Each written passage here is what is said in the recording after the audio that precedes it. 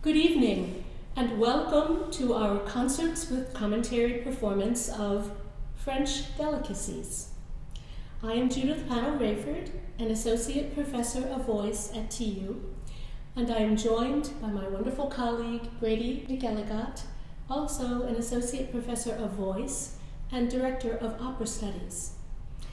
We are looking forward to sharing some of our favorite French recital literature with you tonight. We will comment and announce the program as we go along, but you might also enjoy viewing a printed version of the program and translations by clicking the links found on the Concerts with Commentary website page. We will begin with a very brief and jaunty song by Reynaldo Hahn, Quand je fus pris au Pavillon.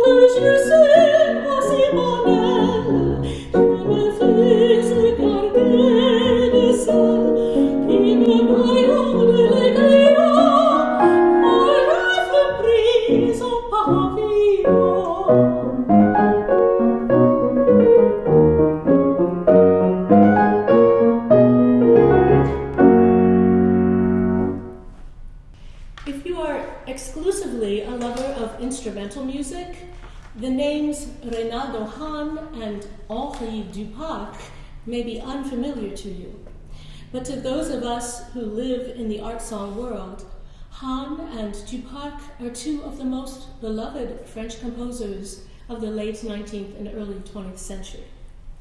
Hahn was actually born in Venezuela, but made quite a name for himself in the salons of Paris at the turn of the century, where his attractive voice and personal swagger made him popular as a singer and performer. He would often accompany himself at the piano, they say, with a cigarette dangling from his lip as he sang. His songs broke no new ground from a compositional point of view, but do exude charm with singable melodies and a sensitivity to the text that is essential in setting French poetry to music. Henri Duparc was quite the opposite of Hahn, and that he was a perfectionist to a fault, destroying more of his compositions than he saved. Only 16 songs remain in his output today. The rest he either threw away or refused to have published. As you might guess, Duparc's songs are characterized by skillful construction with gorgeous melodies, rich harmonies, and complex piano accompaniments. He wrote mainly for the type of voice he preferred, and he called it a violin voice, capable of fluent, flexible phrasing and intensity of tone. In our next song, Lamento, you will hear how Duparc creates a melancholy mood using a somber, repetitive minor chord progression that underscores Gautier's poem, filled with oohs and dark ohs, mimicking the cooing sound of the plaintive song of the dove, in words like tombe, l'ombre, roucoulement, doucement, etc. We will close out our set with a very special song composed by Claude Debussy in 1916 on the eve of his first surgery for cancer, the cancer that ended his life 2 years later. Noël des Enfants is Debussy's last song, and he wrote the text himself, which was unusual for him. Enraged by the invasion of northern France by the German armies during World War I, he composed this song as his own personal protest to the war and the devastating effects it had on the children of France.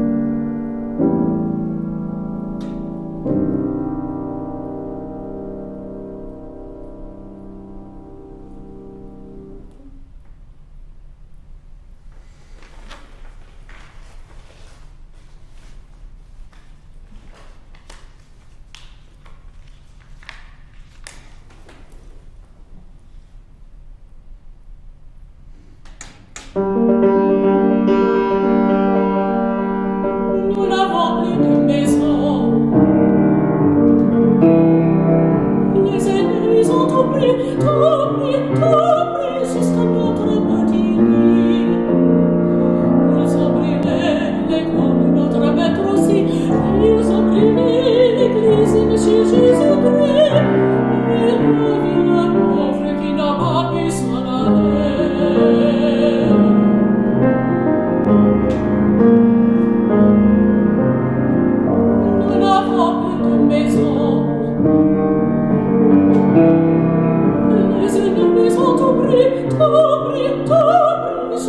notre petit lit. Bien sûr, papa est à la guerre, pauvre maman est morte. Avant d'avoir vu tout ça, qu'est-ce que l'on va faire? Petit Noël, n'allez pas chez eux, n'allez plus jamais chez eux, et laissez-les. Mangez les enfants de France, les petits Belges, les petits Serbes, et les petits Polonais aussi. Si nous en oublions, pardonnez-nous.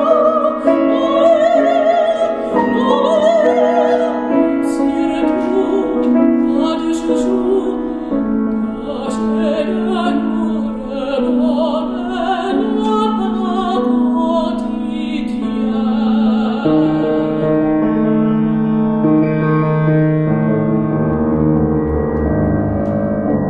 Nous n'avons plus de maison, les ennemis ont tout pris, jusqu'à notre petit lit.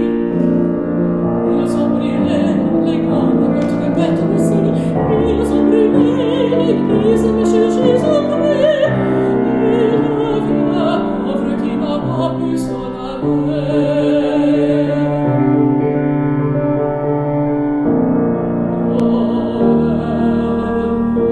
Écoutez-nous, nous n'avons plus de petits sabots.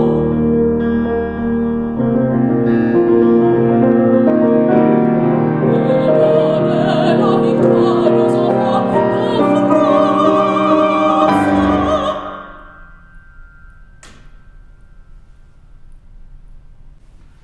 Fauré wrote a handful of songs to poetry that was simply a woman's name. And I'm going to be doing two of those for you today.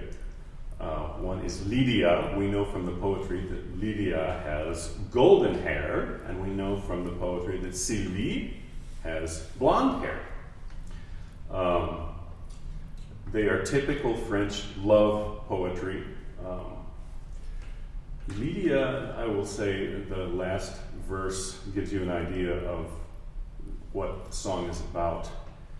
He says, I love you and I die, my love, and so return my life to me so that I may always die like this. There's a little bit of a musical joke that Fauré does with Lydia. Some of you that know about church modes know that there is a Lydian mode, which instead of going, goes like this.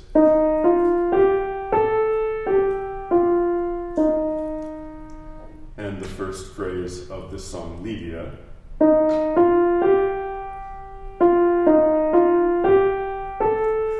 he does it as if it were in Lydian mode.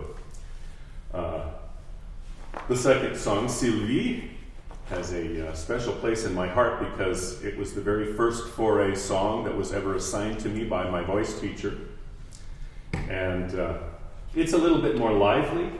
The last verse of Sylvie says, if you want to know, Sylvie, why I love your eyes that are so beautiful, it's because without you in my life, everything would be nothing but sadness. So, Lydia and Sylvie. Oh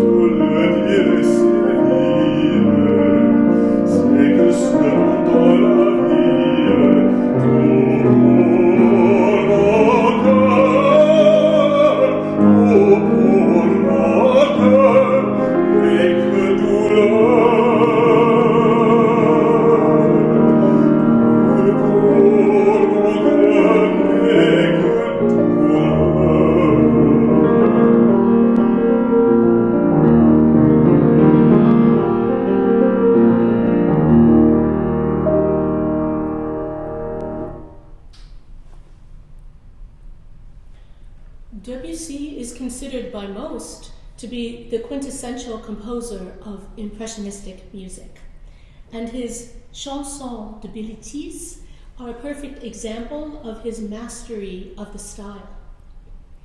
Written around 1897, he was also composing his operatic masterpiece, Péléas et Mélisande, at the same time.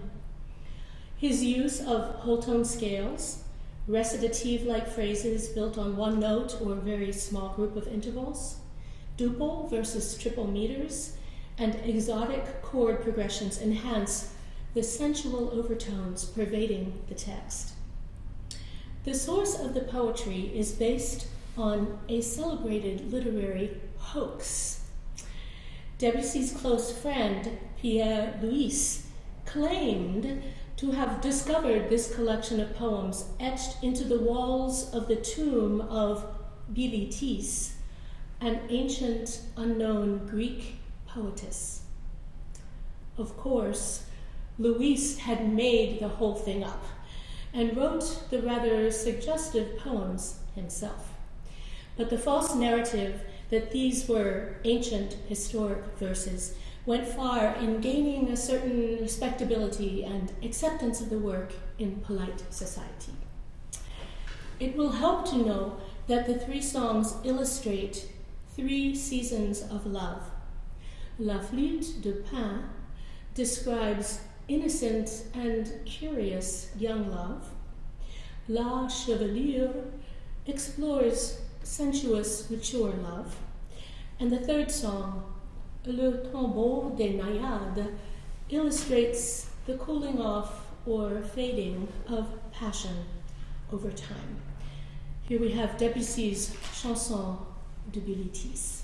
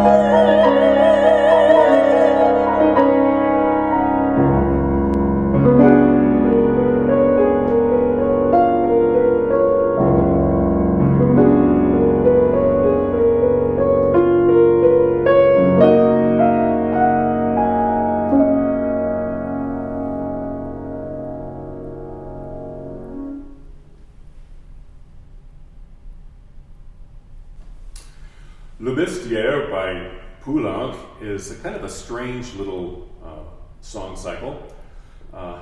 It started off as a book of 30 very small poems by the poet Guillaume Apollinaire, and they all had to do with animals because he was extremely interested in medieval bestiaries, which is collections and pictures of animals, whether real or imagined or mythical or whatever. And so in 1911, he published this book, and his good friend Pablo Picasso, whom Apollinaire had hoped would illustrate the book, declined. And so he found another good friend who was an engraver, and so Raoul Dufy turned out to be the illustrator and made woodcuts for the book. This was in 1911. It made quite a sensation. It was sort of like the day's coffee table book. It had poetry and silly poetry and interesting poetry and pictures to go along with it. Poulenc, along with some other composers, took interest in it, and Poulenc set 12 of the songs, of the poems, and decided only to publish 6 of them. And so it's kind of like whichever ones he decided to publish. To me, they've always seemed to be kind of like in a strange little order, but that's okay. They're each either musically interesting or the words are interesting, or both. The first one is the Dromadaire, which, as you know, is a camel with what? Was it 1 hump or 2 humps? I can't remember, whatever it is. This says, with his 4 dromedaries, Don Pedro Alfarubeira traveled the world and admired it. He did what I would do if I had 4 dromedaries. And then the piece ends with a couple of measures of what can only be described as surprise circus music. The next one, the Tibetan goat, speaks of the pelt of this Tibetan goat being just like the golden fleece Jason went after, Jason and the Argonauts, if you remember that story. But then the poem says, but that hair is not nearly as wonderful as the hair from the person that I love. That one is interesting. This particular song is interesting because Poulenc sets a middle section to sound very much like an Asian instrument. The third one, the grasshopper. This is the fine grasshopper, the food of St. John the Baptist. And hopefully my verses will appeal to a better sort of people, just like the grasshopper appealed to St. John the Baptist. And the last little bits of that particular song suddenly go way up, high range, into the singer, and he repeats the same notes. But it's sort of like a grasshopper repeating to make his little tune. Next, the dolphin. It says, dolphins, you swim and play in the ocean, and yet ocean water is bitter. And so I still am very joyful sometimes, even though life is still cruel. The crab. Uncertainty, my delight. You and I go our ways very much like crabs, backwards. And then the very last one is called the Carpe. And it's more of a mood type of piece, and it's very easy for me to remember. There used to be a restaurant in New Mexico where I went frequently, and it had an immense aquarium. And it was filled with large, slow-moving, shiny red and gold carp. And every time I see that in my mind, I imagine this particular piece as well. So here we go. First, the Dromadaire.